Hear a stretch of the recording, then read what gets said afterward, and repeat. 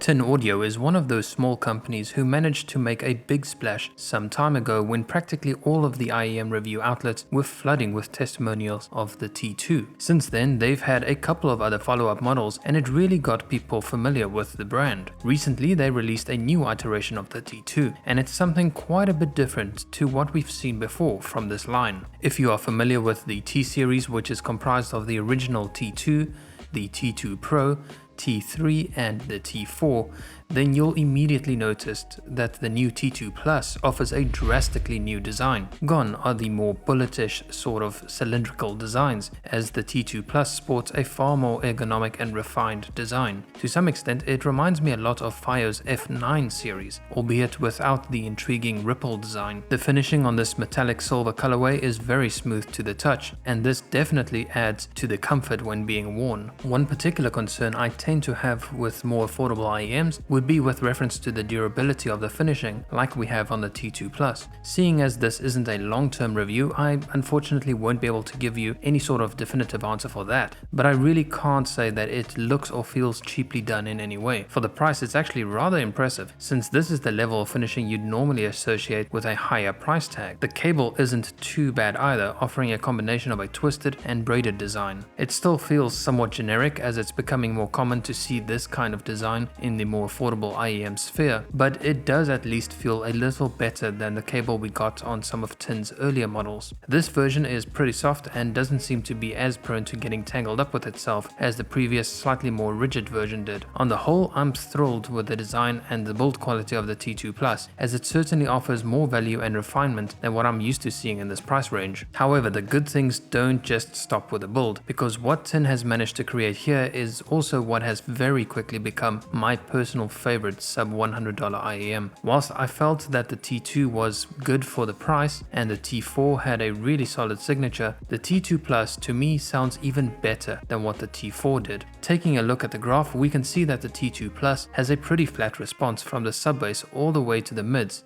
and then briefly exhibits a slightly more elevated response in the upper mids before dropping the upper registers down again. Using the included foam tips does make some noticeable alterations to the signature, the most obvious of which is that smoothing out of the dip in the mids. Whilst the difference is audible, I can't really say that I prefer this signature over the response we get from just using silicone tips, so I would personally just stick with the silicone, as I can hardly ever seem to get comfortable with foam tips. The spin fit tips sit somewhere between the response of the included silicone and foam tips, whilst also introducing that sharp peak in the treble. This is a characteristic of the spin fit tips, which I've seen with practically every IEM I've tested thus far. And finally, we've got my usual go-to tips, the JVC spiral dots. Interestingly enough, these result in a frequency response which is ever so slightly less smooth than the included silicone tips. Normally, these tips would subdue the treble slightly, but not so in this case. I can't say for certain if that slight peak is something that I could pinpoint, so for all intents and purposes, the sound signatures seemed identical to me. And the fact that my ears almost always prefer the spiral dots, those are again my preferred tips for the T2 Plus. To me, this is about as neutral,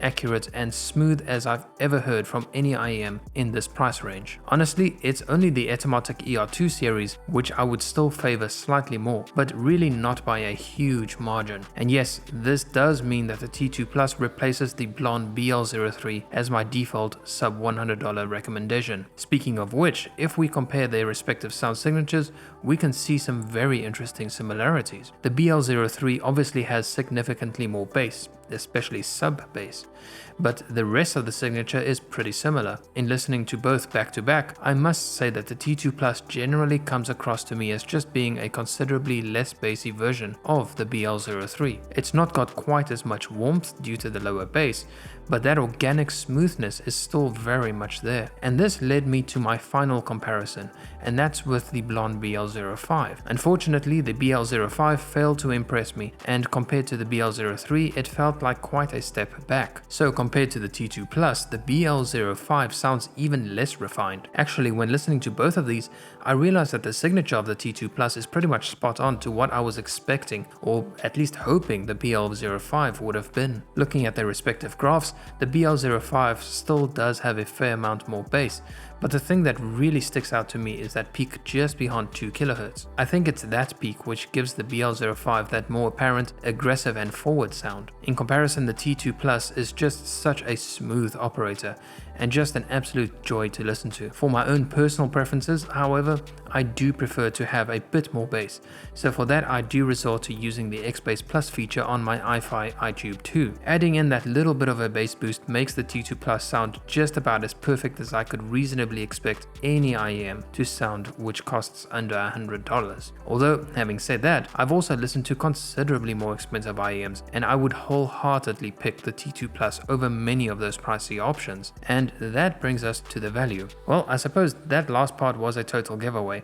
as I'm sure it'll come as no surprise that I think the T2 Plus deserves an absolute 10 out of 10 for value, and the fact that these retail for only $60 is an absolute steal. The sheer level of sound refinement that you get out of this set is still pretty unbelievable to me. Granted, this does assume that you would be looking for a more neutral signature. As I said, I prefer to have a bit more bass, and so if I didn't have access to an amplifier which has a bass boost, or at least a player with a decent EQ, then I'm not sure if I may perhaps pick something else over it. But that then begs the question of what I would pick over it. Honestly, I can't really think of anything. The Blonde BL03 seems like the most obvious choice, but given the comfort of the T2 Plus, I think I could happily get used to the more neutral sound of the T2 Plus. As always, I do recommend trying things out for yourself, as your experience could very well be considerably different to my own, but I have a feeling that the T2 Plus is going to sell exceptionally well, especially for anybody who wants to try and experience a more neutral sound signature, but doesn't want to shell out bigger bucks for that. Well, that's it for this review. Thank you so much for watching. I really hope you've enjoyed it. If you did, hit that like button and do consider subscribing. That's all from me for now, and I'll catch you in the next one.